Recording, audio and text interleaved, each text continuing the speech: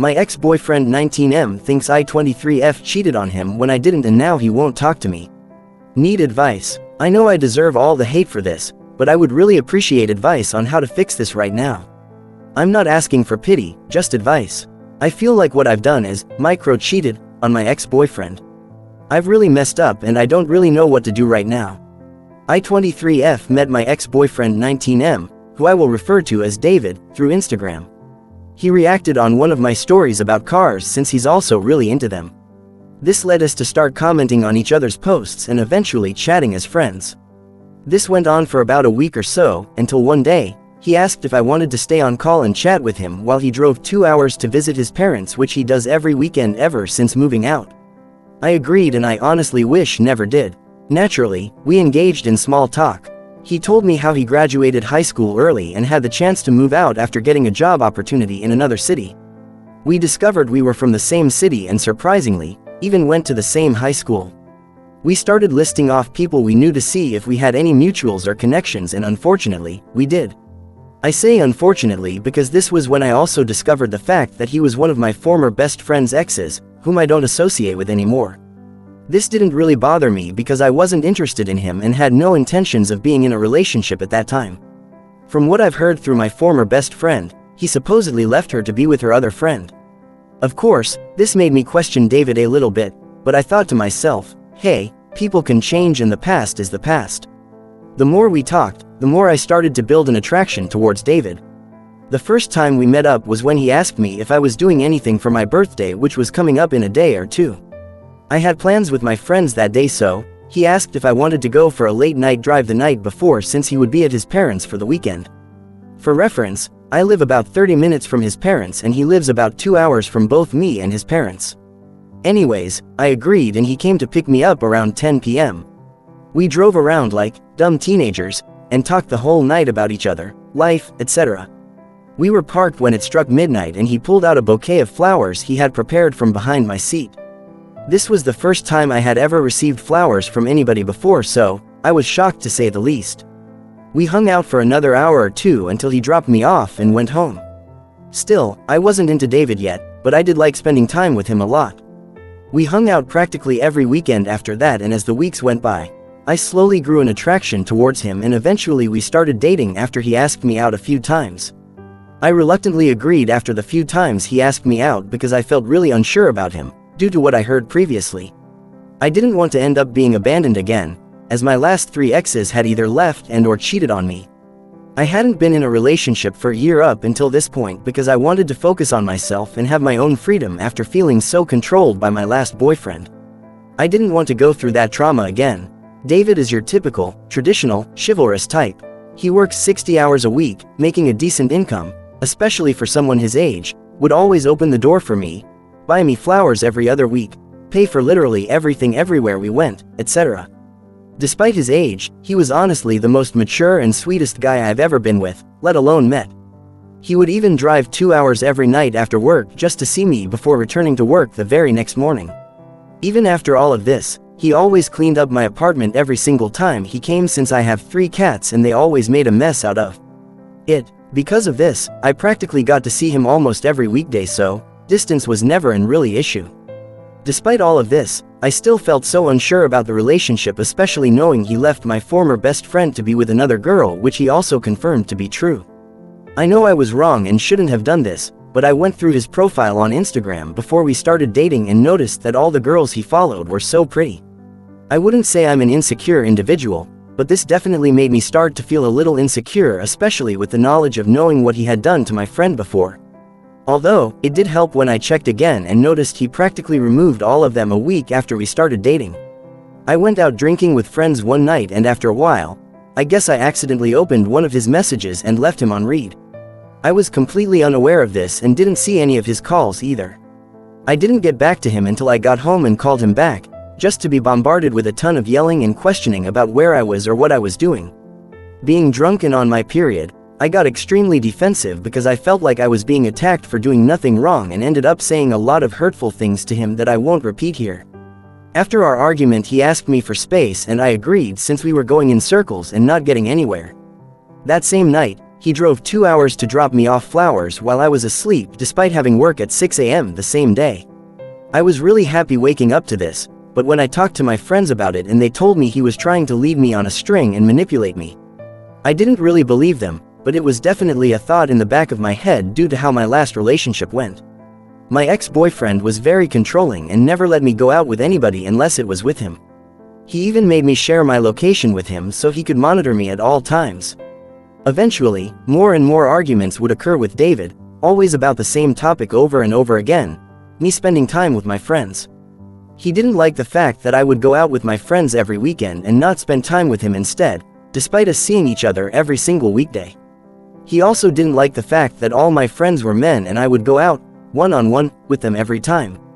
All my friends were guys because I've never really gotten along with girls, and with my work environment being in the automotive industry, there aren't a lot of girls to interact or make friends with. David never wanted or asked me to cut any of my friends off. He just didn't like the idea of me spending time alone with them, one-on-one, and not in a group setting. We always went back and forth about this because my friend group were never available time to spend it together, so I would always hang out with each friend individually. It got to a point where we would just always be screaming at each other, not understanding or seeing one's perspective. Ever since my last breakup, I've had so much freedom not having to worry about spending time with who or when I wanted to, and I didn't want to lose that freedom, nor was I prepared to. I would ask my friends for advice and they kept further pushing the idea that he was insecure, controlling and manipulative like my ex-boyfriend. I slowly started to believe them, and I wish I never listened to them. I knew my friends didn't like David, so I lied to them, telling them I had broken things off with him. I'm not very close with my family due to personal reasons, so naturally my friends I've known since childhood practically were family to me, and when Thanksgiving was coming up, one of my friends, who I will refer to as Austin, had asked me if I wanted to spend Thanksgiving with him since he knew I didn't have any plans with my family. I told Austin I had plans with my friend, Jen, which of course was a complete lie. This lie would eventually come back to screw me over, and eventually, partially being the reason why David left the relationship.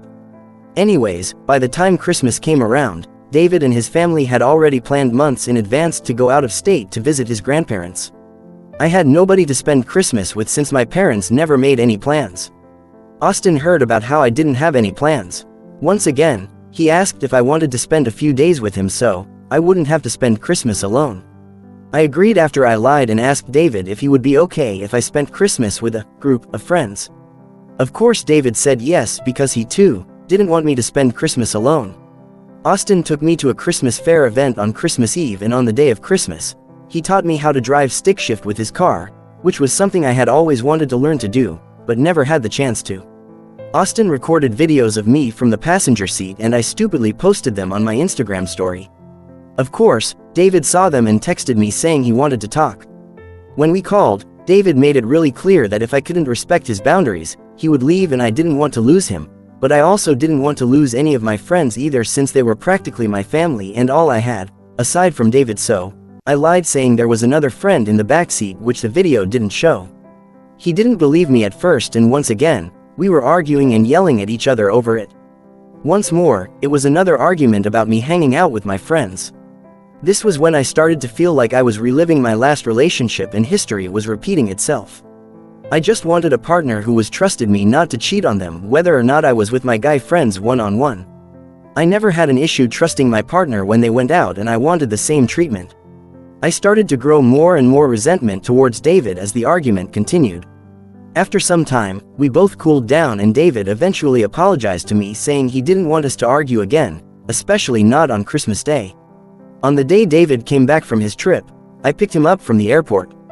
As I was driving, David asked me, again, if I had any plans with my parents for New Year's, since I told him I didn't know yet, when he had asked me the first time a month prior to this. I told him I was going to a party that my friends invited me to join, since they had asked the day before this and my parents confirmed there was no plans for New Year's. I figured this would probably be the last New Year's I would be able to spend with my friends since I would be spending the rest with David, so I wanted to go. He just got all quiet and slept while we drove home to his parents' house. When we arrived, he woke up and I could visibly see there was something clearly bothering him, so I asked him to come inside since it was pouring rain and to tell what was wrong. He refused to go inside and blew up. He started to scream and shout at me. He said he had been constantly asking me if I had plans for New Year's. I kept telling him that I didn't know and was unsure until I knew whether or not my parents were going to make plans to celebrate it. Now all of a sudden, I'm telling him that I'm going to some party instead of spending New Year's with him, despite him constantly asking me if I had plans. I screamed back at him, explaining to him that it just came up and this would be the last New Year's I would be able to spend with my friends, but he just didn't listen. Another argument ensued, and of course, once again, it had to be about me spending time with friends. I truly started to feel like David was controlling and just didn't want me around my friends. Every single time I had ever want to spend time with my friends, it would somehow always end in an argument. We just went in circles, constantly yelling and shouting at each other, which felt like hours, until he got out the car and calmed down. He walked to my side of the car to open the door and talk to me. He stopped yelling and expressed how New Year's is special to him and he wanted me to come spend it with him and his family since we didn't get to spend Christmas together. Still, I was being stubborn and wanted to spend it with my friends. After all, New Year's was never a big deal to me anyways. After I had said this, he screamed so loudly and unintentionally slammed the car door on my leg. I was so scared and left in a hurry to go home. This would lead to my biggest regret. After a few minutes, I started to receive calls from David. I eventually picked up and immediately, I knew he was driving after me. He was sobbing, begging me to turn my car around and talk things out with him. He kept on apologizing, saying he didn't mean to slam the door on my leg or hurt me. I wish I could go back in time and listen to him, but I was so scared at the time.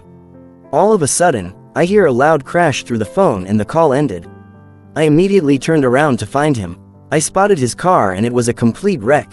Luckily, there were no other cars involved and he ended up on the highway shoulder, off the road. I kept knocking on his windows screaming at him to open his door, but it wouldn't budge. I called his mom and she rushed to the scene. Neither of us could get the doors to open, but luckily, when the police finally showed up, they managed to get the passenger door open. By some miracle, he was mostly uninjured aside from whiplash and a few bruises. He spent some time talking to the police and we eventually got the car towed to a shop. I just cried in his arms for what felt like years. I kept apologizing to him, but he didn't say a single word to me. We all went back to his parents and his mom informed us to just rest up. We spent the whole night talking about so much. We started to share locations with each other to build trust. I was very hesitant on this due to my ex constantly using this against me, but I agreed nonetheless. He came to the understanding that my friends truly felt like family to me and I came to understanding of how much New Year's meant to him, and so, we came to the agreement that I would spend a couple hours at the party with my friends, but would spend the last hour before the countdown with him and his family. When New Year's finally came, things were going as planned. I went to the party with Austin and a few other friends. Austin would eventually get way too drunk and I practically babysat him. Before leaving for David's, I made sure somebody was going to take Austin home. While I was at David's, Austin called me. I stepped away to talk to him to make sure he had gotten home safely. He kept talking nonsense about how he wanted to go for a drive. I had to stay on call with him and convince him not to do so.